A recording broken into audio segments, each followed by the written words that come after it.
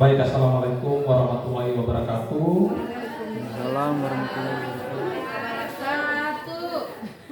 Dan selamat pagi, salam sejahtera untuk kita sekalian. Saya minta perhatiannya dari Bapak dan Ibu sekalian, karena selama 1 jam ke depan saya akan membawakan topik tentang implementasi budaya positif di SMA Negeri 3 Gorontalo Utara. Nah, seperti yang kita ketahui bahwa yang namanya budaya di sekolah itu bisa jadi ada yang negatif, Halo, ada yang netral, dan salam ada ya. yang positif. Ya, Nah, di mana Pak? di sini bagaimana kita akan Ya? mengimplementasikan atau Oh iya, ya, oke. Itu saya di rumah. menerapkan Oke. budaya-budaya positif, Ya? sehingga budaya-budaya negatif yang ada di Polsek Lama. sekolah itu bisa tereduksi. Iya, Seperti itu. lewat Sadiki. Nah, Bapak dan Ibu, jadi selama 1 jam ke depan ini Di daftar rumah warna putih. 6.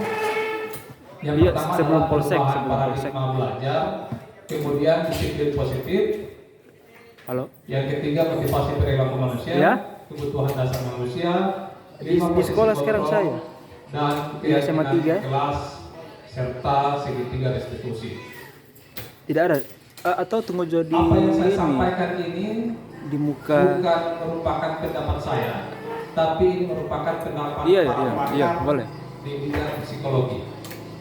Jadi Iya. mungkin ada hal-hal yang tidak sesuai Boleh. dengan Ya, halo. yang sering Bapak Ibu lakukan di kelas, Iya, boleh. yang sudah biasa kita lakukan. Halo. Tapi kalau ini bertolak belakang dengan Masjid apa yang disampaikan, Pasar. Bapak dan Ibu harap Oh iya. jangan Atau- membantah saya, karena tunggu- ini tunggu- merupakan tunggu situ aja, penelitian tunggu situ di aja. bidang perilaku manusia atau psikologi. Halo.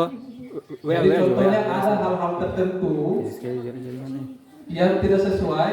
Jadi saya harapkan Bapak dan Ibu dalam hal ini untuk mengosongkan kelas dulu. Mengosongkan kelas dulu sehingga apa yang disampaikan nanti itu bisa Bapak dan Ibu terima. Seperti itu. Nah, saya akan mulai dari tujuan pendidikan menurut Ki Hajar Dewantara.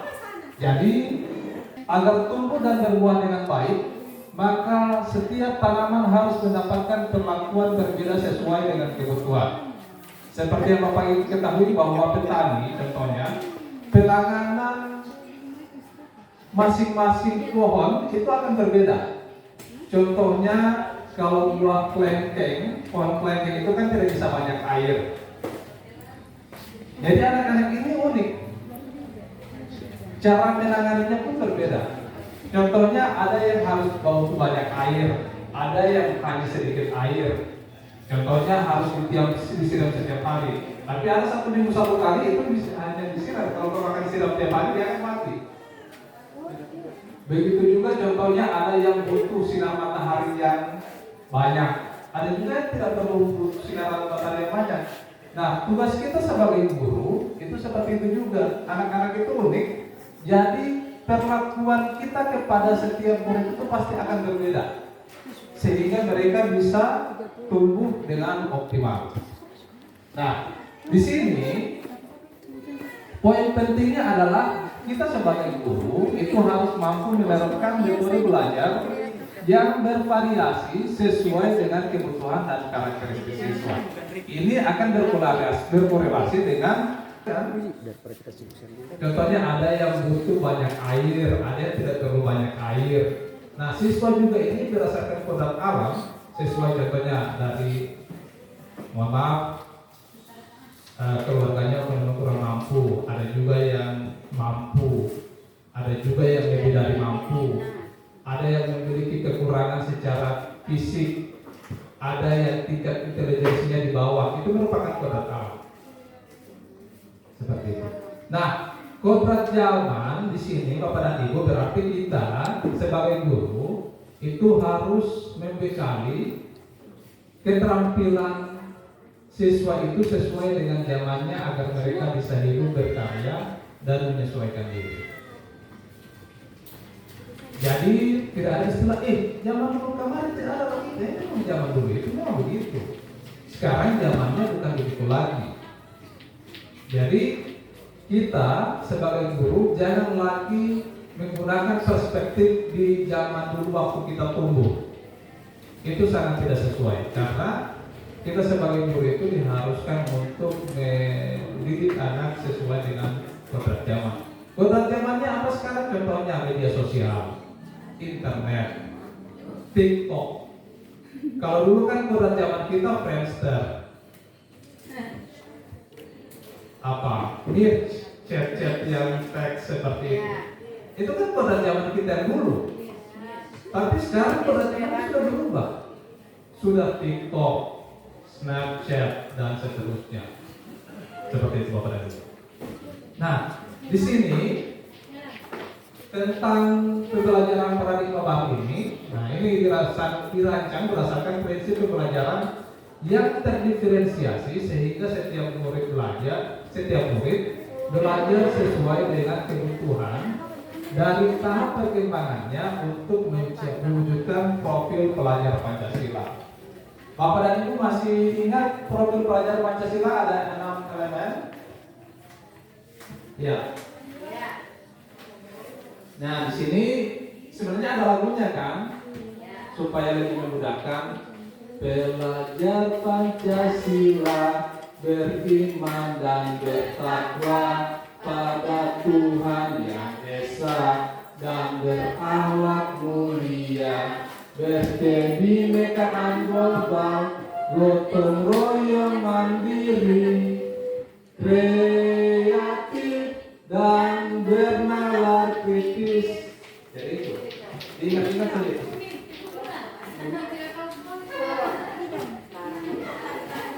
Nah sekarang Bapak dan Ibu perhatikan di sini, perhatikan dulu di layar ini.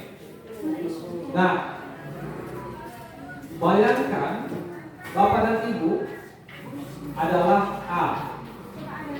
Tugas Bapak dan Ibu adalah mengepakkan salah satu tangan Anda. Coba Bapak dan Ibu bayangkan bahwa Bapak Ibu menyimpan sesuatu yang sangat berharga di dalam kepakaran tangan Bapak dan Ibu. Bapak dan Ibu perlu menjaga benda tersebut sekuat tenaga karena begitu pentingnya untuk kehidupan. Nah, bayangkan ada orang lain yang akan mencoba untuk membuka kepalan tangan Bapak dan Ibu. Teman Bapak dan Ibu itu bisa membujuk, menghardik, mengintimidasi, memarahi, menggoda, dan seterusnya. Bahkan menawari Anda dengan uang agar Anda bersedia membuka kepalan tangan Anda. Contohnya kalau ibu-ibu, contohnya suami Bapak dari ibu-ibu. Nah, ini. Apakah mau dibuka atau tidak? Nah sekarang pertanyaannya adalah apakah Bapak dan Ibu membuka kepalan tangan Anda? Mengapa? Apa alasan Bapak dan Ibu membuka kepalan Anda? Kemudian apakah Bapak dan Ibu menutup? Nah sekarang pertanyaan yang ketiga dan ini yang penting. Dalam kegiatan ini sesungguhnya siapa yang memegang kontrol atau kendali, yang membuka atau menutup kepalan tangan? Bapak dan Ibu sendiri ya. Oke, sip, lanjut. Nah ini kemungkinan jawabannya berarti kita sendiri yang akan memegang kontrol.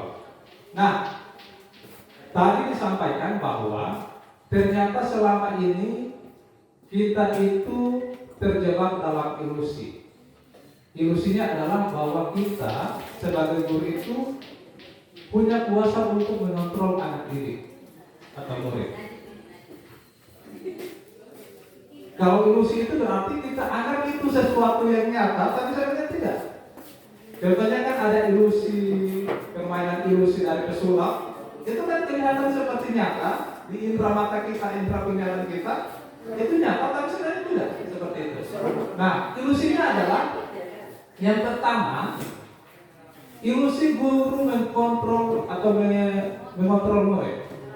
Nah, pada dasarnya kita itu tidak bisa memaksa murid untuk berbuat sesuatu jika murid tersebut memilih untuk tidak melakukannya. Walaupun tampaknya kita itu sedang mengontrol perilaku murid, tapi hal itu terjadi karena murid itu sendiri yang mengizinkan kita mengontrol dirinya. Saat itu bentuk kontrol guru menjadi kebutuhan dasar yang dipilih murid. Nanti akan dijelaskan lagi tentang 5 kebutuhan dasar.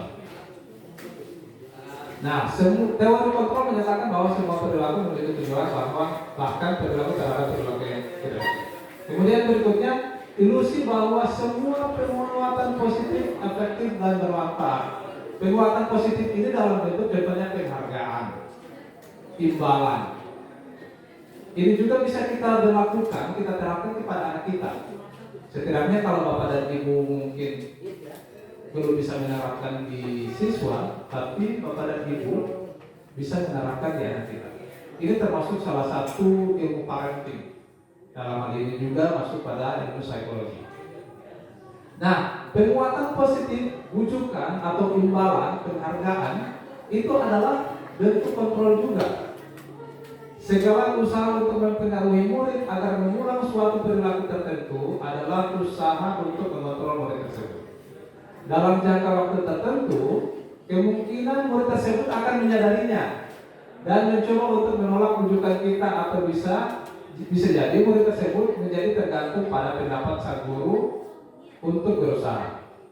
Nah, contohnya, jika kita terlalu memuji, memberi penghargaan, biasanya lama-lama siswa atau anak kita itu tidak akan melakukan sesuatu kalau tidak dipuji. Seperti itu. Contohnya kita kasih permen. Kamu belajar yang rajin ya? Oh, kenapa permen juara 1? Nah, ketika mau makan dia nanti dia mau belajar itu cuma hanya untuk mendapatkan permen. Contohnya seperti itu. Karena hanya diberi penghargaan. Yang berikutnya, nah ini yang berikutnya, ilusi bahwa kritik atau membuat orang merasa bersama dapat menguatkan karakter. Nah ini, ternyata di sini kita juga terjebak dengan ilusi bahwa memberikan hukuman yang keras itu bisa menguatkan karakter. Tapi ternyata itu hanya ilusi. Dan mohon maaf, jangan bantah saya karena ini merupakan hasil penelitian dari ilmu perilaku manusia, dari ahli-ahli psikologi. Jadi jangan bantah saya seperti itu. Makanya tadi di awal saya sampaikan bahwa Bapak dan Ibu silakan kosongkan gelas. Kita akan terima dulu ini. Berikutnya lagi, nah ini saya jelaskan lagi, saya bacakan. Menggunakan kritik dan rasa bersalah untuk mengontrol murid menuju pada identitas gagal. Mereka belajar untuk merasa buruk tentang diri mereka dan seterusnya. Nah ini, yang terakhir adalah ilusi bahwa orang dewasa itu memiliki hak untuk memaksa. Nah, banyak orang dewasa yang percaya bahwa mereka memiliki tanggung jawab untuk membuat murid-murid berbuat hal tertentu. Apapun yang dilakukan dapat diterima selama ada sebuah kemajuan berdasarkan sebuah pengukuran kinerja dan seterusnya. Baik Bapak dan Ibu, saya lanjut tentang disiplin positif. Berarti kalau disiplin positif ada disiplin yang negatif. Nah, kita akan lihat disiplin positif itu seperti apa sih? Nah, saya akan balik lagi, kita akan refleksi bahwa dalam budaya kita makna kata disiplin itu dimaknai menjadi sesuatu yang dilakukan seseorang pada orang lain untuk mendapatkan kepatuhan. Jadi yang namanya disiplin itu patuh. Kita cenderung menghubungkan kata disiplin itu dengan ketidaknyamanan. Yang namanya kalau disiplin itu pasti tidak nyaman, pasti ada hal-hal buruk yang akan terjadi dan seterusnya. Nah, yang kedua, kita sebagai guru, tujuan kita adalah menciptakan anak-anak yang memiliki disiplin diri sehingga mereka bisa berperilaku dengan mengacu pada nilai-nilai kebajikan universal dan memiliki motivasi intrinsik, motivasi dari dalam. Jadi disiplin itu muncul dari dalam, bukan dari luar. Nilai-nilai kebajikan universal itu artinya adalah nilai-nilai kebajikan yang diterima oleh semua golongan, suku, ras, agama, budaya, dan seterusnya. Contohnya, sopan santun, disiplin, menghargai, seperti itu, mengantri, dan seterusnya. Itu yang dinamakan dengan kebajikan universal. Nah, Bapak dan Ibu, disiplin positif merupakan salah satu cara penerapan disiplin yang bertujuan untuk menumbuhkan kesadaran serta memberdayakan anak untuk melakukan sesuatu tanpa harus disogok, tanpa harus diberi penghargaan, atau diancam, atau diberikan hukuman. Inilah yang dinamakan dengan disiplin positif. Jadi disiplin positif itu mereka melakukan sesuatu tanpa takut, tanpa harus diberikan ancaman, hukuman, tanpa harus diberi penghargaan dan seterusnya. Salah satu contohnya adalah kenapa saat ini sistem ranking itu sudah tidak ada lagi. Karena sistem ranking itu merupakan penghargaan. Sistem ranking, rankingan. Makanya sekarang sudah tidak ada lagi sistem rankingan di sekolah. Karena orang-orang yang berada di berada di posisi ketiga, kedua, dan seterusnya, itu merasa terhukum juga. Jadi selain itu merupakan penghargaan, tapi itu juga merupakan hukuman bagi orang-orang yang di bawah rankingnya. Apalagi yang ranking kedua, dia merasa sangat terhukum karena tinggal sedikit lagi saya ranking 1, seperti itu. Nah, Bapak dan Ibu, sekarang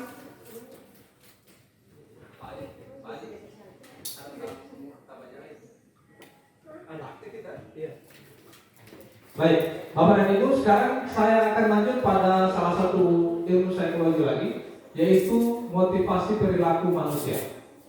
Apa yang memotivasi perilaku kita itu terdiri atas 3. Yang pertama itu adalah menghindari hukuman atau ketidaknyamanan. Nah, Bapak dan Ibu, motivasi yang pertama adalah menghindari hukuman atau ketidaknyamanan. Contohnya Bapak dan Ibu, kita refleksi saja ke diri kita masing-masing. Bapak dan Ibu tepat waktu atau masuk di kelas mengajar itu motivasinya apa? Apakah takut untuk dimarahi kepsek?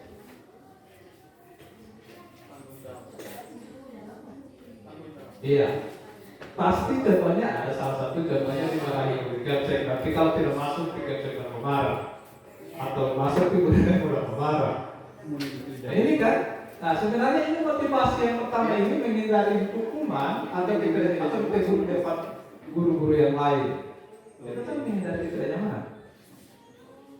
Dan itu ternyata motivasi terendah. Motivasi terendah dalam perilaku manusia. Menghindari hukuman ketidaknyamanan itu adalah tingkat terendah dari motivasi perilaku manusia. Biasanya orang yang motivasi perilakunya untuk menghindari hukuman atau ketidaknyamanan akan bertanya, apa yang akan terjadi apabila saya tidak melakukannya? Apa yang akan terjadi kalau saya tidak bikin kerja? Oh, tiba-tiba dapat marah, dia dapat pakar, dia dapat pukul. Itu. Sebenarnya mereka sedang menghindari permasalahan yang mungkin muncul dan berpengaruh pada mereka secara fisik, psikologis, maupun tidak terpenuhinya kebutuhan mereka bila mereka tidak melakukan tindakan tersebut. Dan motivasi ini bersifat eksternal atau dari luar. Baik, yang kedua adalah motivasi untuk mendapatkan penghargaan dari orang lain. Nah, contohnya saya sering masuk supaya dicap jadi guru yang teladan. Bisa jadi motivasinya itu. Bisa dipuji-puji dan seterusnya. Nah, ini adalah satu tingkat di atas motivasi yang menghindari hukuman. Di sini orang yang berperilaku untuk mendapatkan imbalan atau penghargaan dari orang lain. Orang yang dengan motivasinya akan bertanya, apa yang akan saya dapatkan apabila saya melakukannya? Mereka melakukan sebuah tindakan untuk mendapatkan pujian dari orang lain yang menurut mereka penting dan mereka letakkan dalam dunia berkualitas mereka. Mereka juga melakukan sesuatu untuk mendapatkan hadiah, pengakuan, atau imbalan, dan ini juga merupakan motivasi eksternal atau yang berasal dari luar. Bapak dan Ibu, ini bukan pendapat saya, tapi ini merupakan pendapat dari Ian Gosen, penulis buku Restructuring School Discipline. Dan beliau ini merupakan adalah salah satu seorang pakar di bidang parenting, edukasi, dan psikologi. Dan yang terakhir ini adalah menghargai diri sendiri dengan nilai-nilai yang mereka percaya. Orang dengan motivasi ini akan bertanya, akan menjadi orang seperti apa saya apabila saya melakukannya. Mereka melakukan sesuatu karena nilai-nilai yang mereka yakini dan hargai, dan mereka melakukannya karena mereka ingin menjadi orang yang melakukan nilai-nilai yang mereka yakini tersebut. Ini merupakan motivasi yang akan membuat seseorang memiliki disiplin positif, karena motivasinya itu bersifat internal, bukan eksternal. Jadi contohnya bisa jadi di keluarga kita kan punya nilai-nilai. Jadi orang jujur. Nah itu kan bisa bawa. Itulah motivasi internal, bukan mengharapkan supaya takut dihukum atau takut mendapatkan penghargaan, tapi dia mencoba mengimplementasikan nilai-nilai kebajikan yang dia miliki. Nah sekarang mungkin ada pertanyaan, bagaimana untuk mengajarkan nilai-nilai kepada peserta didik? Nanti sebentar kita akan, karena ini berhubung masih awal semester, saya akan meminta kepada Bapak Ibu wali kelas untuk membuat keyakinan kelas, sehingga mereka akan mencantumkan nilai-nilai kebajikan universal, dan itu harus mereka laksanakan seperti itu. Nah, Bapak dan Ibu, di sini ada konsep disiplin dengan identitas gagal. Yang pertama itu adalah hukuman, kemudian penghargaan. Nah, hukuman itu yang jelas pasti menyakitkan. Biasanya hukuman itu menyakitkan. Kemudian tidak nyaman, murid itu jadi takut, kemudian memaksa, murid menyembunyikan kesalahan, dan yang terakhir murid menjadi rendah diri. Yang namanya kalau kesalahan, contohnya murid menyembunyikan kesalahan, contohnya murid itu tidak akan berkata jujur. Kalau umpamakan kita akan hukum, pasti dia akan sembunyikan itu. Dia tidak akan berkata jujur, karena ketika dia jujur nanti pasti dia akan dapat hukuman. Kemudian yang kedua adalah penghargaan. Nah, tidak efektif. Jangan tanya ke saya kenapa tidak efektif, karena memang ini sudah diteliti. Kemudian merusak hubungan, mematikan kreativitas, kemudian menghukum dengan sistem ranking, kemudian merampas hak menghargai dirinya. Merusak hubungan contohnya seperti apa? Contohnya, jika kita tidak akan memberikan penghargaan lagi, maka siswa tersebut ibu tidak kasih bintang saya atau apa, ibu tidak jaga puji lagi dan seterusnya. Ini merupakan konsep disiplin dengan identitas gagal. Nah, ada yang berikutnya lagi, konsep disiplin dengan identitas sukses, yang terdiri atas dua, yaitu konsekuensi, kemudian restitusi. Nah, tapi konsekuensi itu penguatannya jangka pendek. Kemudian perlu monitoring berkelanjutan, harus ada stimulus respon. Kemudian murid menghormati peraturan dan kehilangan waktu untuk mereview kesalahan. Contohnya, bisa jadi murid itu ketika kita lihat, kita pantau, dia itu akan melaksanakan tata tertib atau ikut patuhi tata tertib, mematuhi tata tertib di sekolah. Tapi ketika tidak kita awasi lagi, mereka akan langgar itu tata tertib. Diharapkan nanti siswa itu walaupun kita tidak lihat, kita tidak pantau, dia tetap akan melaksanakan tata tertib itu, karena itu sudah merupakan motivasi dari dalam diri. Nah, yang berikutnya adalah restitusi. Ini merupakan salah satu cara untuk meningkatkan atau menerapkan disiplin positif pada siswa. Yang pertama itu murid bertanggung jawab untuk perilakunya, kemudian fokus pada pemecahan masalah jangka panjang, murid menghormati dirinya dan orang lain, kemudian teori kontrol, tadi sudah dijelaskan bahwa dirinya sendiri yang memegang kontrol, bukan orang lain.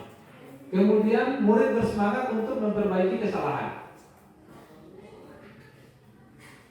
Nah, berikutnya lagi. Nah, sekarang kita bayangkan Bapak dan Ibu, kita berada di situasi seperti ini. Saya akan bacakan ya. Ivan kurang menguasai mata pelajaran matematika, sehingga pada saat pelajaran tersebut berlangsung, dia lebih banyak berdiam diri atau menggambar di buku pelajarannya.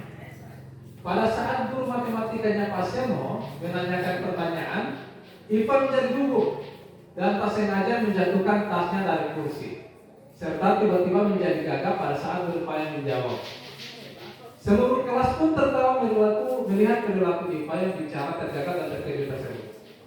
Pak Seno pada saat itu membiarkan teman-temannya Iva menertawakan Iva yang tergagap dan malu luar biasa, dan malahan minta Iva untuk maju ke depan dan berdiri di depan kelas sambil menunjuk hidungnya karena tidak bisa menjawab pertanyaan Pak Seno. Kelas makin gaduh dan anak-anak pun tertawa melihat Iva di depan kelas memegang ujung hidungnya. Ini situasi yang biasanya ada. Nah, sekarang pertanyaan reflektifnya tidak perlu dijawab. Apakah Bapak dan Ibu setuju dengan tindakan Pak Seno terhadap Iva? Mengapa? Menurut Anda, tindakan Pak Seno terhadap Iva adalah sebuah hukuman atau konsekuensi? Kira-kira menurut Bapak dan Ibu, itu hukuman atau konsekuensi? Hukuman ya, karena itu menyakiti. Menyakiti itu bukan cuma dalam bentuk fisik, tapi dalam bentuk psikis. Seperti itu. Nah, sekarang yang berikutnya yang kedua, Ibu Anas, guru kelas 2 SD, guru kelas 2 SD mendapatkan masalah. Murid-muridnya tidak bisa tertib berdiri antri di depan pintu kelas dan selalu berebutan masuk ke dalam kelas setelah jam istirahat usai. Ini tentunya sangat mengganggu proses pembelajaran, di mana kelas tidak dapat mulai tepat waktu karena Ibu Anas sibuk menyenangkan murid-muridnya dalam waktu yang cukup lama. Akhirnya Ibu Anas berpikir cepat dan mengandalkan stiker bintang. Nah, biasanya ini SD pakai. Setiap murid-muridnya akan masuk kelas usai jam istirahat, Ibu Anas akan mengiming-imingi murid-muridnya dengan stiker bintang. Siapa yang dapat berdiri lurus dan berbaris rapi antri depan pintu, maka akan dapat bintang dari Ibu Anas. Nah, sebagian besar murid-muridnya menyambut tantangan tersebut dan langsung berdiri rapi di depan pintu agar mendapatkan stiker bintang. Hal ini terus dilakukan Ibu Anas selama beberapa minggu karena cukup berhasil membuat murid-muridnya berdiri rapi antri di depan pintu. Sampai suatu saat Ibu Anas sakit dan digantikan oleh Pak Heru. Pak Heru tidak mengetahui tentang stiker bintang dan benar saja pada saat mau masuk ke kelas usai jam istirahat, murid-murid kelas 2 kembali berebutan masuk kelas. Apa yang terjadi? Nah, kalau ini guru kelas kan, tapi kalau kita kan biasanya seperti itu, pasti bergantian. Ini kan kita kan belum mata pelajaran. Ada biasanya siswa kita, contohnya, kalau ada guru satu yang masuk, mereka diam sekali. Tapi kalau ada guru yang lain yang masuk, ribut sekali, dan seterusnya. Nah, ini berdasarkan teori motivasi yang telah Anda pelajari, Bapak dan Ibu dapatkan tadi pada pembelajaran sebelumnya, kira-kira apa motivasi murid-murid kelas 2 untuk bersedia berdiri antri sebelum masuk kelas? Ini kan mendapatkan penghargaan atau mendapat perkembangan kan? Motivasinya itu yang kedua tadi. Kalian tadi, kalau ini kan menghindari hukuman, ini untuk mendapatkan penghargaan. Kira-kira adakah cara lain agar murid-murid kelas 2 itu bisa bersedia antri di depan kelas tanpa diberi penghargaan stiker bintang? Nah, nanti kita akan jelaskan lebih lanjut. Nah, sekarang yang berikutnya. Ini merupakan pertanyaan reflektif, tidak perlu dijawab. Dalam sebuah acara pesta ulang tahun, teman Bapak dan Ibu memecahkan kelas. apakah Bapak Ibu akan membiarkan dia membayar harga kelas yang dipecahkannya? Kemudian, Bapak dan Ibu sudah berjanji bertemu dengan teman Bapak dan Ibu. Namun ternyata dia juga memiliki janji penting bertemu dengan orang lain di tempat lain. Dan Bapak dan Ibu terpaksa naik taksi untuk menemui teman Bapak dan Ibu di tempat itu. Apakah Bapak dan Ibu akan meminta teman Bapak Ibu membayar biaya taksi menuju ke tempat tersebut? Pegawai Bapak dan Ibu membuat kesalahan yang menyebabkan kerugian finansial pada perusahaan. Pegawai tersebut menawarkan untuk bekerja lembur tanpa bayaran. Apakah Bapak dan Ibu sebagai pemilik perusahaan akan menerimanya? Nah, di sini yang biasanya yang kita lakukan bila ada seseorang yang berbuat salah pada kita, ketika mereka menawarkan sebuah tindakan untuk memperbaiki kesalahan, kemungkinan besar jawaban kita itu adalah menolak sebuah tawaran itu dan akan bilang tidak usah, tidak apa-apa, lupakan saja, tidak usah pikir itu. Kebiasaan kita selama ini bila ada orang yang berlaku salah pada kita adalah langsung memaafkan atau bahkan kita melakukan sesuatu yang membuat mereka tidak nyaman atau merasa bersalah. Kita cenderung untuk berfokus pada kesalahan daripada mencari cara bagi orang tersebut yang berbuat kesalahan itu untuk memperbaiki diri. Kita lebih fokus pada cara mereka membayar akibat dari kesalahan mereka daripada mengembalikan harga diri mereka. Membuat kondisi menjadi impas menjadi lebih penting daripada membuat situasi menjadi benar. Jadi sebenarnya kalau menurut ilmu psikologi, kita akan minta ganti rugi kepada orang. Contohnya ada yang memecahkan gelas, tapi kita minta supaya dia merasa impas. Seperti itu, dia tidak akan merasa bersalah. Karena dia sudah memperbaiki kesalahannya, bukan langsung dimaafkan, tidak seperti itu. Nah, hal ini juga bisa kita lakukan kepada anak didik kita. Jangan langsung dimaafkan, tapi buatlah sesuatu itu menjadi lebih impas.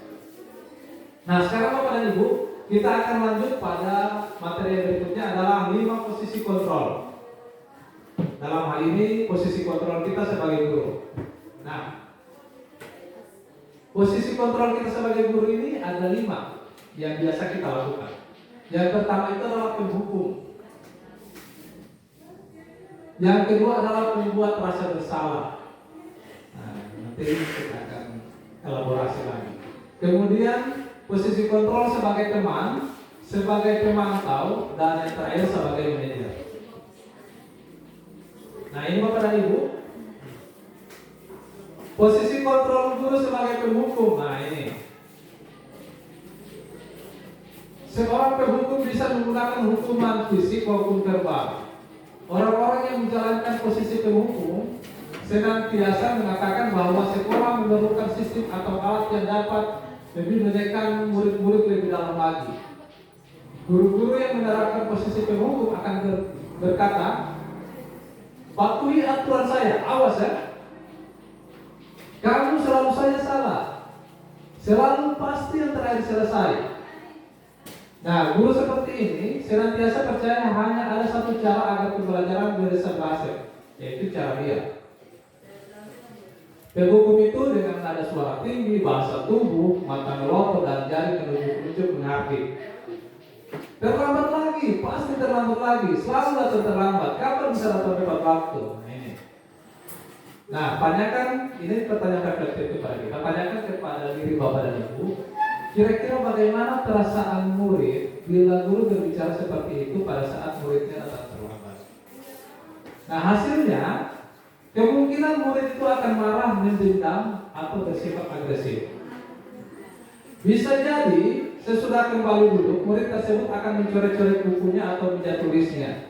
Lebih buruk lagi, sepulang sekolah, ketika murid melihat motor atau mobil dari bapak ibu guru itu, dia akan menggores kendaraan tersebut dengan paku atau membocorkan. Iya. Dan biasanya ini terjadi juga seperti itu. Nah, yang berikutnya kedua adalah posisi kita akan kontrol sebagai guru adalah sebagai pembuat rasa bersalah. Nah, biasanya pada posisi ini guru akan bersuara lemah lembut. Pembuat rasa bersalah akan menggunakan keheningan yang membuat orang lain merasa tidak nyaman, bersalah, atau rendah diri. Kata-kata yang keluar dengan lembut akan seperti ini. Ibu sangat kecewa dengan kamu. Berapa kali Bapak harus kasih tahu ya? Gimana coba kalau orang tua kamu tahu kamu berbuat begini? Di posisi ini murid akan memiliki penilaian diri yang buruk tentang diri mereka, merasa tidak berharga dan telah mengecewakan orang-orang di saya. Nah, pembuat rasa bersalah ini itu nada suaranya memelas, halus, sedih, bahasa tubuhnya merapat pada anak Yesus. Adik, kamu ini bagaimana ya? Kamu sudah berjanji dengan ibu tidak minta maaf lagi. Kamu kenapa ya senang sekali mengecewakan ibu? Ibu benar-benar kecewa sekali. Nah, kira-kira bagaimana perasaan murid atau anak-anak kita ditegur dengan cara seperti ini? Nah, murid akan merasa bersalah karena telah mengecewakan bapak dan ibu gurunya. Dia akan merasa menjadi orang yang gagal dan tidak sanggup membahagiakan orang lain. Kadang-kala sikap ini lebih berbahaya dari sikap penghukum karena emosi akan tertanam rapat di dalam murid. Karena murid kehilangan perasaan. Tidak seperti murid dalam dengan guru penghukum di mana murid bisa melupakan amarahnya walaupun dengan cara negatif. Murid tertekan seperti inilah yang tiba-tiba bisa mengutus amarahnya dan bisa menyakiti diri sendiri atau orang lain. Nah, yang berikutnya adalah posisi sebagai teman. Nah, guru pada posisi ini tidak akan menyakiti murid, namun akan tetap berupaya mengontrol murid melalui persuasi dengan cara bujukan. Posisi teman pada guru bisa negatif atau positif. Positif di sini berupa hubungan baik yang terjalin antara guru dan murid. Guru di posisi teman menggunakan hubungan baik dan humor untuk mempengaruhi seseorang. Mereka akan bantu. Ayolah, bantulah. Demi Bapak ya. Ayo, tidak ingat bantuan Bapak selama ini. Ya sudah, kali ini tidak apa-apa, nanti ibu bereskan. Hal negatif dari posisi teman adalah bila suatu saat guru tersebut tidak membantu, maka murid akan kecewa dan berkata, saya pikir bapak atau ibu itu teman saya. Murid merasa dikecewakan dan tidak mau lagi berusaha. Hal lain yang mungkin timbul adalah murid hanya akan bertindak untuk guru tertentu dan tidak untuk guru lainnya. Murid akan tergantung pada guru tersebut. Nah, dalam posisi teman ini, nada suaranya lemah, ramah, akrab, bercanda, bahasa tubuhnya merapat pada murid, mata dan senyum jenaka. Adik, ayolah, bagaimana sih kamu? Kemarin kan kamu sudah janji kepada bapak, bukan? Kenapa terlambat lagi? Sambil tertawa ringan. Ya sudah, tidak apa-apa, duduklah sana, nanti Pak Guru bantu kamu ini. Bagaimana sikap murid terhadap murid dengan sikap guru seperti ini? Nah, murid akan merasa senang dan akrab dengan guru. Ini termasuk dampak yang positif. Hanya saja di sisi negatif murid menjadi tergantung pada guru tersebut. Bila ada masalah, dia merasa bisa mengandalkan guru tersebut untuk membantunya. Akibat lain dari posisi teman, Adi hanya akan berbuat sesuatu bila yang menyuruh adalah guru tersebut, dan belum tentu berlaku yang sama dengan guru atau orang lain. Yang berikutnya Bapak dan Ibu, ini sebagai posisi pemantau. Memantau ini artinya mengawasi. Pada saat mengawasi, kita bertanggung jawab atas perilaku orang-orang yang kita awasi. Posisi memantau berdasarkan pada peraturan-peraturan dan konsekuensi. Dengan menggunakan sanksi atau konsekuensi, kita dapat memisahkan hubungan pribadi kita dengan murid sebagai seseorang yang menjalankan posisi pemantau. Pertanyaan yang diajukan sebagai guru pemantau adalah peraturannya apa dan tertibnya apa? Apa yang akan melakukan? Kira-kira sanksi atau konsekuensinya apa? Seorang guru pemantau itu sangat mengandalkan perhitungan catatan data yang dapat digunakan sebagai bukti atas perilaku seseorang.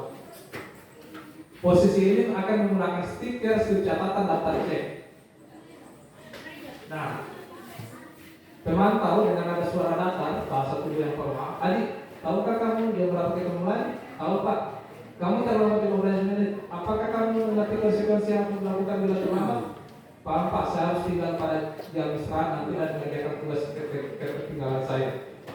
Guru, ya benar.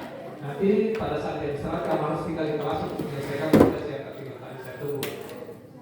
Nah, hasilnya adalah murid memahami konsekuensi yang harus dijalankan karena telah melanggar salah satu peraturan sekolah. Guru tidak menunjukkan suatu emosi yang berlebihan, menjadi marah atau membuat merasa berbuat salah. Murid tetap dibuat tidak nyaman, yaitu dengan harus tinggal kelas pada waktu jam istirahat dan mengerjakan tugas. Guru tetap harus memantau murid pada saat mengerjakan tugas di jam istirahat karena murid tidak bisa ditinggal seorang diri. Dan yang terakhir adalah posisi kontrol manajer. Nah, di sini guru sebagai manajer adalah posisi di mana guru berbuat sesuatu bersama dengan murid. Mempersilahkan murid mempertanggungjawabkan perilakunya, mendukung murid agar menemukan solusi atas permasalahannya sendiri. Nah, seorang manajer telah memiliki keterampilan di posisi teman maupun pemantau, dan dengan demikian bisa jadi di waktu-waktu tertentu kembali kepada kedua posisi tersebut bila diperlukan. Namun, bila kita menginginkan murid-murid kita menjadi manusia yang merdeka, mandiri dan bertanggung jawab, maka kita perlu mengacu pada restitusi yang dapat menjadikan murid kita sebagai seorang manajer bagi dirinya sendiri. Dalam di manajer, murid diajak untuk menganalisis kebutuhan dirinya maupun kebutuhan orang lain. Di sini penekanan bukan pada kemampuan membuat konsekuensi, namun dapat berkolaborasi dengan murid bagaimana memperbaiki kesalahan yang ada. Seorang manajer akan berkata, apa yang akan kita yakini, yaitu dengan keyakinan kelas. Kemudian, apakah kamu meyakininya? Jika kamu meyakininya, apakah kamu bersedia memperbaikinya? Jika kamu memperbaiki ini, hal ini menunjukkan apa tentang dirimu? Dan pertanyaan berikutnya, apa rencana kamu untuk memperbaiki hal ini? Nah, baik Bapak dan Ibu, khususnya untuk wali kelas, sekarang kita akan masuk pada keyakinan kelas. Jadi diharapkan di awal pembelajaran nanti Bapak dan Ibu masuk dulu di kelas. Bapak dan Ibu silakan buat keyakinan kelas, dan ini merupakan keyakinan kelas bersama. Nah, sekarang kita akan masuk pada penentangnya dulu. Mengapa keyakinan kelas? Mengapa bukan peraturan kelas saja? Itu pertanyaan dasarnya. Jadi kenapa bukan peraturan saja? Kenapa harus keyakinan? Nah, di sini pertanyaannya adalah, mengapa kita memiliki peraturan tentang penggunaan helm pada saat mengendarai kendaraan roda 2 atau motor? Nah, kemungkinan jawaban Bapak dan Ibu adalah untuk keselamatan.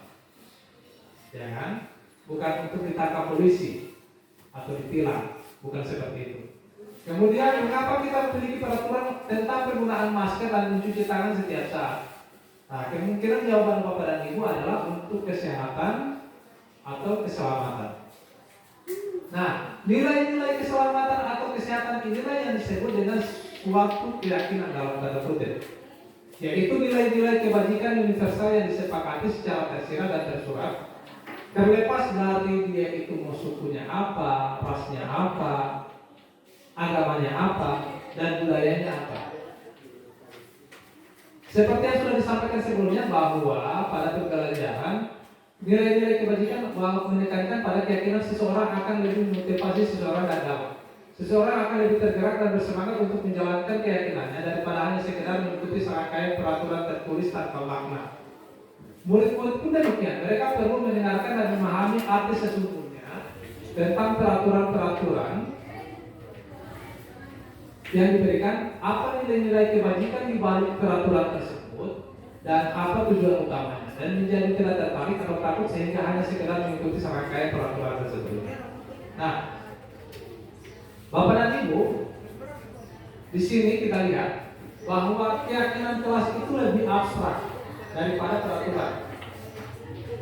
Kalau peraturan itu kan lebih rinci dan konkret. Contohnya masuk 15 menit sebelum bel berbunyi, potong rambut 2 cm, seperti itu kan lebih rinci dan konkret. Keyakinan kelas ini berupa pernyataan universal. Pernyataan keyakinan kelas senantiasa dibuat dalam bentuk positif. Dalam bentuk positif seperti apa? Berarti bukan jangan datang terlambat, itu kan negatif. Tapi kalau di keyakinan kelas itu kita buat dalam bentuk positif, contohnya datang tepat waktu. Ya kan? Jadi kalimat positif yang digunakan bukan kalimat negatif. Itu contohnya. Jadi kalau negatif jangan datang terlambat, tapi kalau di positif datang tepat waktu. Nah, yang berikutnya, keyakinan kelas itu hendaknya tidak terlalu banyak sehingga mudah diingat dan dipahami oleh semua warga kelas. Keyakinan kelas sebaiknya sesuatu yang dapat diterapkan di lingkungan tersebut semua warga kelas enaknya ikut berkontribusi dalam membuat keyakinan kelas lewat kegiatan curah pendapat. Nanti sebentar akan dijelaskan prosedurnya. Kemudian bersedia meninjau kembali keyakinan kelas dari waktu ke waktu. Jadi keyakinan kelas ini tidak bersifat permanen, tapi bisa kita tinjau. Contohnya mungkin 1 bulan 1 kali kita tinjau bersama-sama dengan anak-anak seperti itu. Nah, prosedurnya adalah ini Bapak dan Ibu, Bapak Ibu wali kelas. Yang pertama, Bapak dan Ibu persilakan warga sekolah atau murid-murid untuk curah pendapat tentang peraturan yang perlu disepakati di sekolah atau kelas. Kemudian catat semua masukan-masukan dari para murid di papan tulis atau kertas besar, di mana semua anggota kelas warga sekolah itu bisa melihat hasil curah pendapat. Kemudian susunlah keyakinan kelas sesuai prosedur pembentukan keyakinan kelas. Dan kira kalimat-kalimat dalam bentuk negatif menjadi positif. Contohnya kalimat negatif, jangan berlari di atas koridor, di kelas atau koridor. Kalimat positifnya adalah berjalanlah di kelas atau koridor. Kemudian tinjau kembali daftar surat pendapat yang sudah dicatat. Bapak dan Ibu mungkin akan mendapati bahwa pernyataan tertulis di sana masih banyak yang berupa peraturan-peraturan. Selanjutnya, ajak keluarga sekolah atau murid-murid untuk menemukan nilai-nilai kebajikan atau keyakinan yang dituju pada peraturan tersebut. Contohnya, berjalan di kelas, dengarkan guru, datanglah tepat waktu, berada di bawah satu payung, yaitu keyakinan untuk saling menghormati. Jadi nilai-nilai keyakinannya adalah, nilai-nilai kebajikannya adalah saling menghormati atau saling hormat. Keyakinan ini dimasukkan dalam daftar untuk disepakati. Kegiatan ini juga merupakan pendalaman pemahaman bentuk peraturan keyakinan sekolah atau kelas. Kemudian ditinjau lagi dan seterusnya. Nah, Bapak dan Ibu, ini adalah contoh keyakinan kelas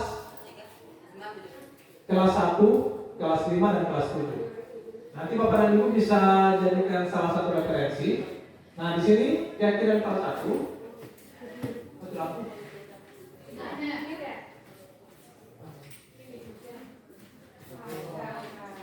Oke, lanjut.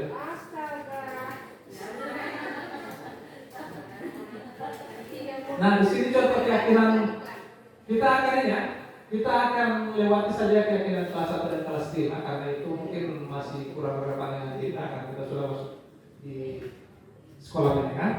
Jadi contohnya keyakinan kelas 7. Kami meyakini bahwa sangat penting untuk menghormati semua orang dan barang milik orang lain. Ini keyakinan kelas. Kemudian itu hormat ya. Nilai kebajikannya adalah hormat. Kemudian bekerja. Kami meyakini bahwa sangat penting untuk mengerjakan segala pekerjaan atau mengikuti kegiatan yang telah ditugaskan.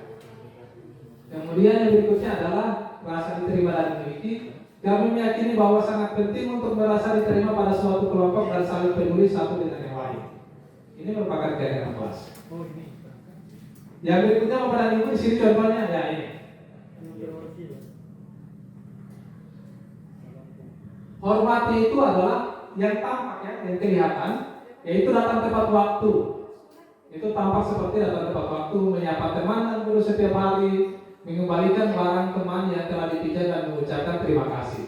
Tidak tampak seperti sering ada terlambat, tak acuh kepada teman dan guru, tidak mengembalikan barang yang telah dipinjam dan seterusnya. Nah ini Bapak dan Ibu, contoh dari keyakinan kelas yang kita Bapak dan Ibu nanti bisa dipelajari. Nah, guru itu tugasnya adalah mengajar, mendidik, menjawab pertanyaan, memberi nilai, mengatur kelas, menegakkan peraturan kelas atau sekolah, menjalankan keyakinan kelas, peduli terhadap semua murid. Ini. Guru itu tugasnya bukan. Nah, ini bisa ditulis Bapak dan Ibu dipajang di kelas. Guru itu tugasnya bukan untuk disakiti atau menyakiti. Tugas guru itu bukan menyakiti atau disakiti, memaksa kamu untuk belajar, merapikan barang-barang murid, menyiapkan makanan atau barang-barang alat tulis. Kemudian murid tugasnya adalah belajar, mencoba menghasilkan yang terbaik dari diri, bertanya jika tidak paham, mengikuti peraturan, menjalankan keyakinan kelas, mendengarkan, dan memeriksa tugas kembali. Di bawah ini murid ya. Murid tugasnya bukan menyakiti atau disakiti. Jadi murid tugasnya bukan, iya. Di sini tertulis murid tapi murid itu ya. Murid itu tugasnya bukan menyakiti atau disakiti, mengeluh, merusak barang pribadi atau orang lain, melakukan tugas guru, dan memutuskan teman kamu. Seperti itu. Ini bisa kita buat kayak tahun seperti ini. Nanti Bapak dan Ibu silakan nanti kembangkan saja. Kemudian kita lanjut. Nah ini salah satu ilmu psikologi penting juga, yaitu kebutuhan dasar dari manusia. Bapak dan Ibu perhatikan di sini. Di sini ada 5 kebutuhan dasar manusia. Di sini dari yang paling bawah sampai yang paling atas. Yang namanya kebutuhan dasar ini kan berarti harus dipenuhi. Kebutuhan itu kan harus dipenuhi. Jika tidak dipenuhi berarti ada yang hilang. Nah, kebutuhan yang paling dasar itu adalah kebutuhan bertahan hidup. Kebutuhan bertahan hidup itu seperti apa? Contohnya makanan, rumah, tidur, makanan, minuman, dan seterusnya, supaya dia bisa bertahan hidup. Ya, bisa jadi kebutuhan primer. Kemudian yang berikutnya adalah kebutuhan akan kasih sayang dan rasa diterima, dicintai. Itu kebutuhan yang di atasnya. Kemudian yang ketiga adalah penguasaan, kebutuhan atas penguasaan atau pengakuan atas kemampuan. Kemudian yang berikutnya adalah kebutuhan akan kebebasan. Kebebasan di sini mereka itu diberi kebebasan untuk memilih. Dan yang terakhir adalah kebutuhan atas kesenangan. Nah, Bapak dan Ibu, kebutuhan yang di atas ini yang jelas tidak bisa akan terpenuhi kalau bahkan kebutuhan yang paling bawah juga tidak terpenuhi. Kita bisa lihat kondisi anak-anak kita. Ada anak-anak kita yang bermasalah, bisa jadi karena kebutuhan bertahan hidupnya itu tidak terpenuhi. Ada anak-anak kita yang kondisi ekonominya orang tuanya itu kurang baik. Ya, sebutlah namanya siapa. Bagaimana dia bisa berprestasi kalau kebutuhan bertahan hidupnya itu tidak terpenuhi? Ini bukan saya yang sampai yang ini ilmu psikologi. Bagaimana mungkin orang bisa mencapai prestasi tertentu jika baru makan saja dia susah sekali. Makanya kenapa kita bisa lihat ada anak-anak yang bekerja, contohnya ada anak-anak yang dia terlambat mungkin harus membantu orang tuanya. Waktu tidak sapi, mau jual dan seterusnya. Jadi sebenarnya bukan langsung kita cap itu anak itu malas atau apa, tidak. Bisa jadi kita lihat dulu apakah kebutuhan dasarnya ini terpenuhi tidak. Yang berikutnya lagi, kebutuhan untuk rasa diterima dan kasih sayang. Kita tahu bahwa Bapak dan Ibu, sebagian siswa kita keluarga itu broken home. Keluarganya itu broken home. Nah, bisa jadi berarti kebutuhan dasar untuk diterima dan mendapatkan kasih sayang itu tidak ada. Dan itu akan mereka cari. Yang namanya kebutuhan itu mereka cari. Contohnya mungkin dia akan buat perhatian berlebih di sekolah. Dengan contohnya mungkin bolos atau dia lari-lari apa, perhatikan supaya guru itu memperhatikan dia. Dan terus terang saya juga sadar dengan ini. Nah, ini setelah belajar tentang ini saya juga ternyata memang seperti itu ya. Bagaimana mungkin mereka bisa berprestasi sementara ada kebutuhan dasar yang mereka tidak bisa penuhi. Mungkin ada pertanyaan, tapi yang lain itu biarpun anak broken home tetap rajin-rajin masuk, tetap berprestasi. Ya, kita tidak bisa ambil rata semua. Mungkin itu kurva normal. Kalau kurva normal itu artinya ada orang yang punya daya tahan, tapi itu hanya berapa persen? Mungkin hanya 5-10%. Tapi mayoritasnya itu sekitar 50% itu tidak akan bertahan. Bahkan ada yang lebih di bawah lagi, 5-10% yang paling bawah mungkin dia akan langsung depresi. Seperti itu. Makanya saya juga langsung merenung bahwa ternyata menjadi guru itu pekerjaan yang sangat berat. Kemudian yang berikutnya adalah penguasaan atau pengakuan atas kemampuan. Kemudian kebebasan pilihan. Nah, di sini juga mungkin ada siswa yang bosan. Bosan sekali ibu mengajar cuma dalam kelas terus. Berikan kebebasan pilihan kepada mereka. Salah satunya juga dengan pembelajaran berdiferensiasi.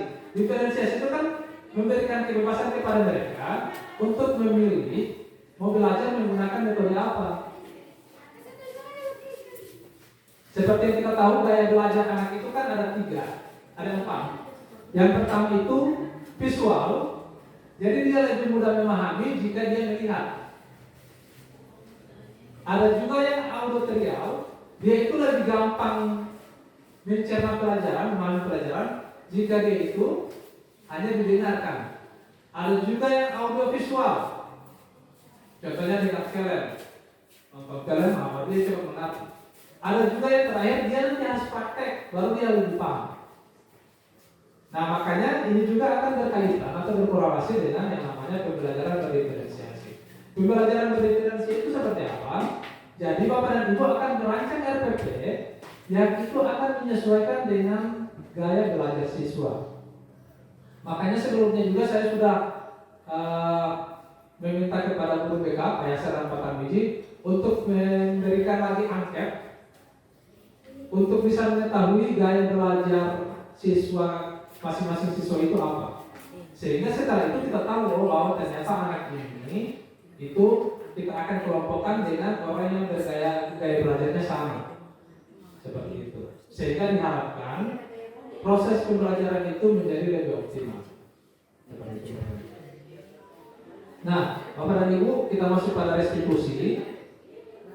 Nah, saya akan mulai dari pengertiannya. Restitusi itu adalah proses menciptakan kondisi bagi murid untuk memperbaiki kesalahan mereka sehingga mereka bisa kembali pada kelompok mereka dengan karakter yang lebih kuat.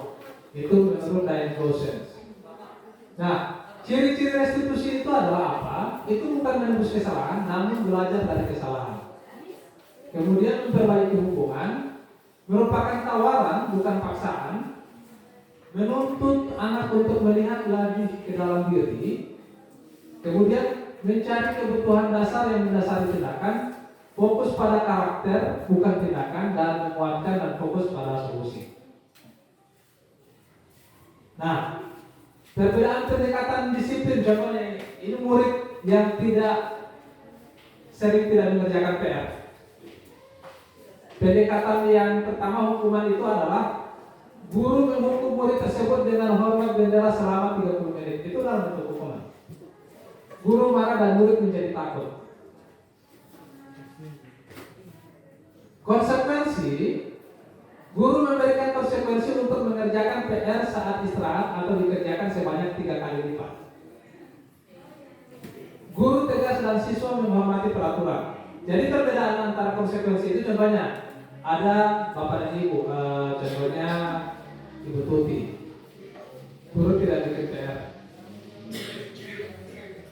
siswa tidak bikin PR, kemudian disuruh lari ke lapangan, itu merupakan hukuman, bukan konsekuensi.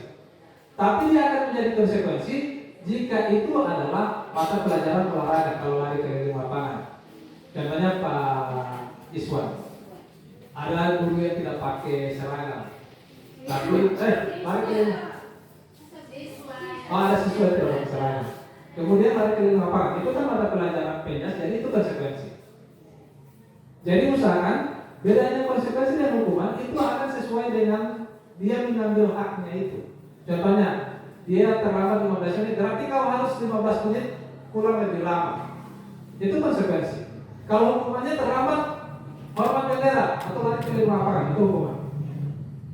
Kemudian yang berikutnya, kalau menggunakan restitusi, guru menanyakan keyakinan kelas. Nah, makanya itu sebelumnya Bapak dan Ibu wali kelas itu diharapkan membuat keyakinan kelas. Karena dalam proses restitusi ini, guru itu akan menanyakan keyakinan kelas. Kami ini datang terlambat. Keyakinan kelas apa yang kalian anggap? Contohnya komitmen. Itu kan keyakinan. Nilai-nilai kebajikan itu kan komitmen. Komitmen terhadap peraturan dan seterusnya. Kemudian membantu murid menyelesaikan masalahnya, guru terbuka dan murid menghormati dirinya dan orang lain. Nah, segitiga restitusinya ini seperti ini.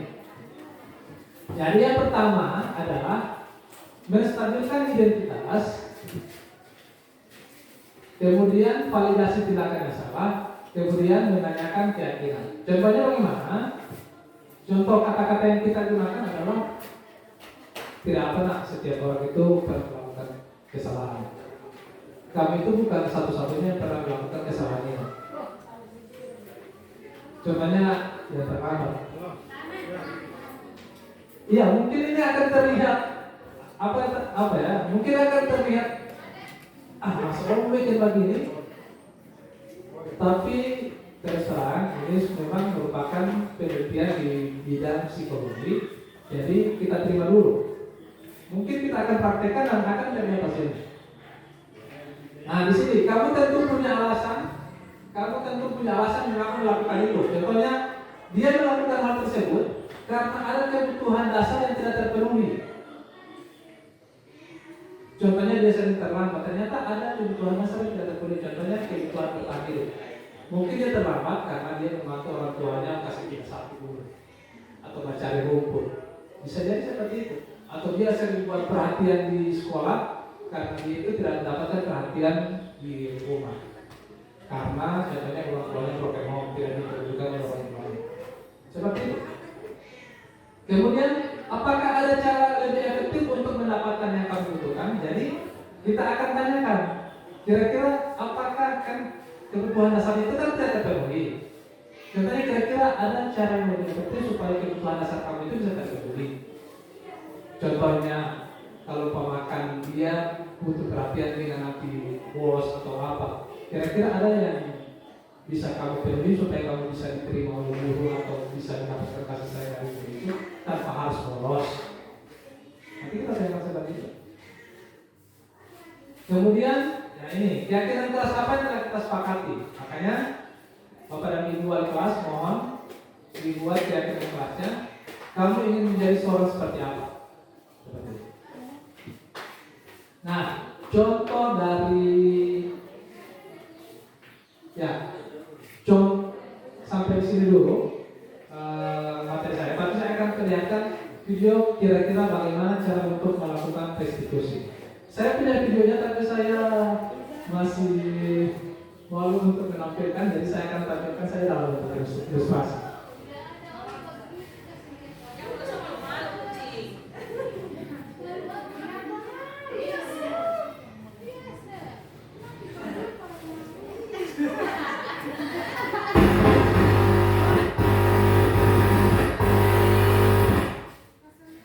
Magolan.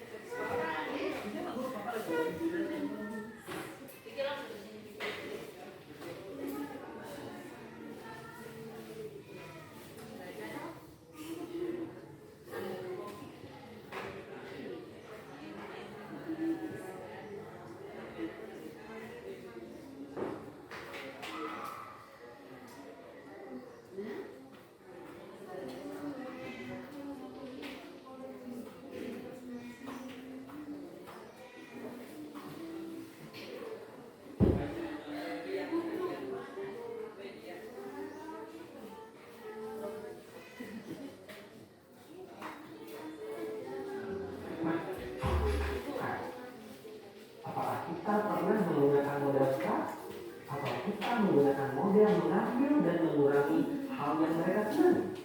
Terkadang sebagai guru kita melakukan contoh penerapan segitiga restitusi ini. Mari kita lihat kelas 12 SMA Merawan.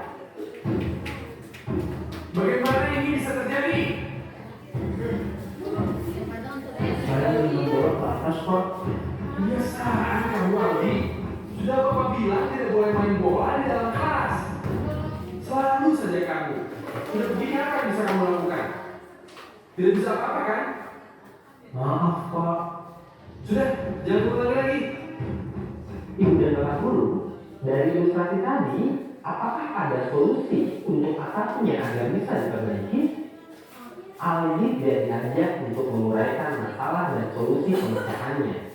Aldi hanya meminta maaf. Mari kita ulangi lagi ilustrasinya. Tetapi kali ini, Pak Anwar menggunakan kalimat yang positif, pertanyaan terbuka, dan memberikan ruang untuk Aldi dalam menyelesaikan masalahnya. Berikut ilustrasinya. Bagaimana ini bisa terjadi? Saya menendang bola ke atas, Pak. Kenapa kamu main bola di kelas, Aldi? Saya bosan, Pak. Tapi sekarang kalimat itu jadi bola dan rusak. Baik, Bapak mengerti kalau kamu bosan. Tetapi, atapnya jadi bolong begini. Kira-kira apa yang bisa kamu lakukan? Itu kan terlihat sekali bahwa ternyata ada kebutuhan dasar, kebutuhan atas kesenangan kan, yang tidak terpenuhi oleh Aldi kan, makanya dia jadi bermain. Untuk memperbaiki ini semua. Gini saja, coba kamu pikirkan apa solusinya. Bapak bisa kasih kamu waktu sampai jam 12 selesai. Ya, setelah itu kasih tahu Bapak apapun rencana kamu untuk menyelesaikan masalah ini.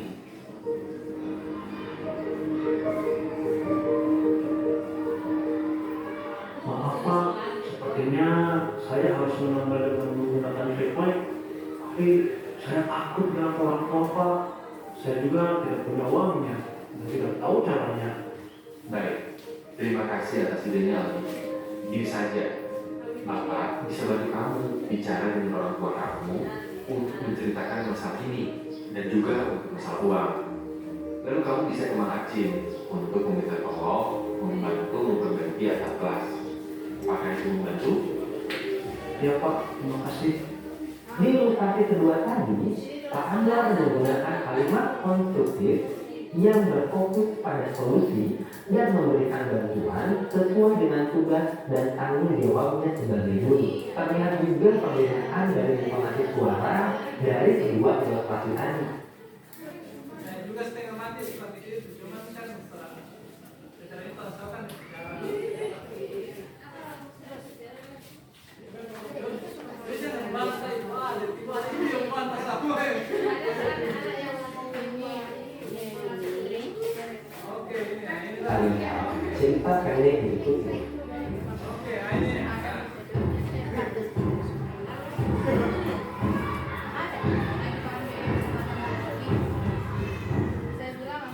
Maaf, Pak.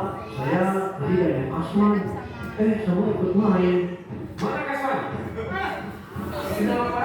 Kamu juga ikut-ikutan nanti. Nakal sekali sampai kelas terjadi begini. Kalian sekolah mau main-main atau mau belajar?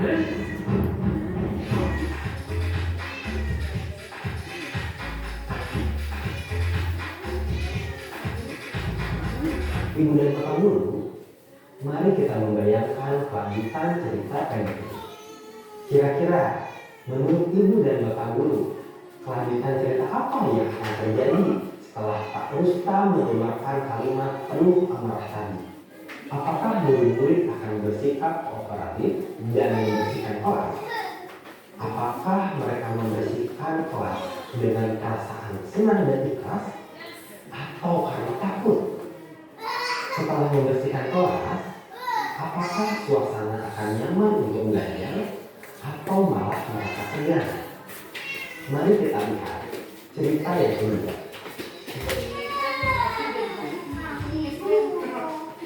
Saya di Adeo. Oh, tapi masnya nambah bapak saya, Bu. Dia yang salah. Tapi sakit, Bu.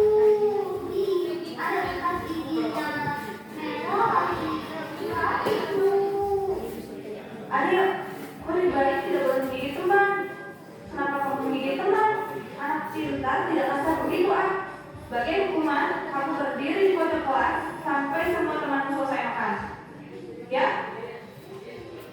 Menurut ibu dan bapak guru, bagaimana kelanjutan cerita ini? Akankah Adeo merasa sedih dan gagal karena dihukum di depan teman sekelas? Apakah Adeo akan memiliki niat dari dalam diri untuk berhenti menyakiti temannya? Setelah kejadian ini, bisakah Adeo merasa nyaman dan senang di kelas? Akankah Norce belajar soal empati? Nah, ibu dan bapak guru, mari kita simak dua cerita tadi dalam versi yang tadi. Halo, selamat pagi semuanya. Maaf Pak, saya tidak Aswan. Saya ikut main. Waktu sekolah dulu, Bapak juga senang sekali bermain dengan teman-teman, apalagi bermain air.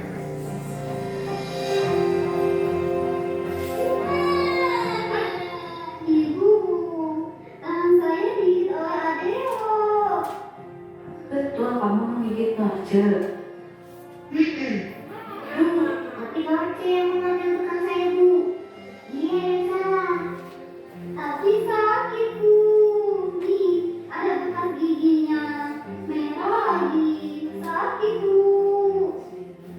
Adeo, Norce, berbuat salah itu tidak apa-apa. Ibu tidak akan mencari-cari siapa yang salah. Ibu hanya mau masalah ini selesai. Yuk, sama-sama kita pasti bisa menyelesaikan masalah ini. Ibu dan bapak guru, kira-kira bagaimana kelanjutan kedua cerita terakhir? Apakah mungkin anak tiga restitusi menstabilkan identitas, merupakan dasar dari segitiga restitusi yang bertujuan mengubah identitas?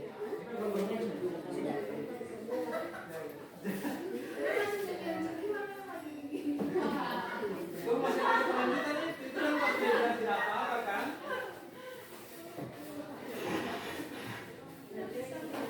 Salam dan bahagia ibu dan bapak guru. Ibu dan bapak guru, pada modul kali ini kita akan melanjutkan pembelajaran mengenai cara satu, seseorang tidak pernah mengambil pilihan yang kedua. Dan dua, seseorang rencana restitusi di sini. Iya, Bu. Dia mau. Ibu dan bapak guru, kita simak yuk cerita pendek berikut ini. Betul kamu menggigit Norce. Iya, Bu. Dia mau ambil bekal saya. Apakah menggigit membantu menyelesaikan masalah? Dia tidak mengambil bekal saya lagi. Oh, ternyata kalau Adeo gigit Norce, dia tidak jadi mengambil bekal Adeo ya? Tapi Norce jadi menangis. Ada tidak ya cara lain biar Norce tahu kalau Adeo tidak suka bekal yang diambil? Apakah kita perlu mencari cara supaya kamu bisa tetap membela diri, tapi tidak ada teman yang menangis? Norce, betul kamu mengambil bekal Adeo? Betul, Bu. Ibu yakin kamu punya alasan kenapa kamu melakukan hal itu. Adeo mintanya lucu, Bu. Kalau saya bilangnya. Senang ya kalau melihat teman memiliki berbagai ekspresi lucu. Tapi Adeo tampaknya terganggu. Dia jadi menggigitmu. Apakah kamu mau membuat orang lain terganggu dan jadi melakukan hal buruk?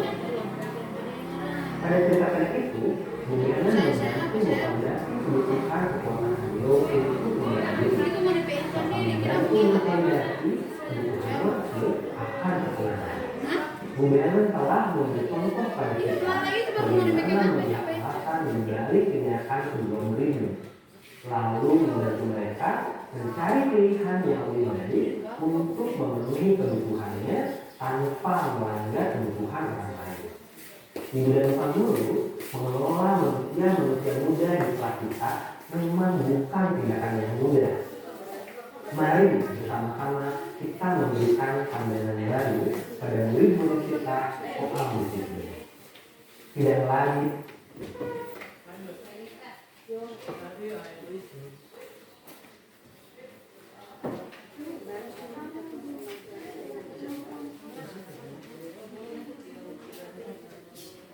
Ibu dan Bapak Guru, mari kita simak cerita pendek ini.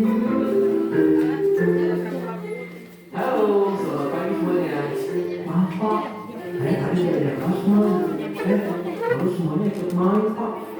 Waktu sekolah dulu, Bapak juga senang sekali bermain dengan teman-teman, apalagi bermain air. Kita lihat kembali yuk, nilai apa yang kita sepakati di kelas ini yang ada kaitannya dengan belajar. Semua orang harus bisa belajar dengan fokus dan nyaman Pak. Apakah dengan kondisi basah dan basic seperti ini, semua orang akan bisa belajar dengan fokus dan nyaman? Iya Pak, maaf. Lalu, apa yang harus kita lakukan? Bersih-bersih kelas Pak. Ibu dan Bapak Guru, pada cerita pendek tadi, Pak Rustam melakukan sisi 3 segitiga restitusi dengan menanyakan keyakinan murid-murid pada nilai-nilai keyakinan kelas yang telah diyakini bersama. Membuat keyakinan kelas, menyepakati nilai-nilai untuk dijaga bersama memang akan memudahkan kita melakukan proses restitusi. Namun, jika sebelumnya belum pernah membicarakan nilai-nilai ini bersama murid-murid, sisi 3 segitiga restitusi tetap bisa kita lakukan. Caranya adalah dengan menggali nilai-nilai yang murid percaya melalui diskusi terbuka yang tidak menghakimi maupun mengarahkan.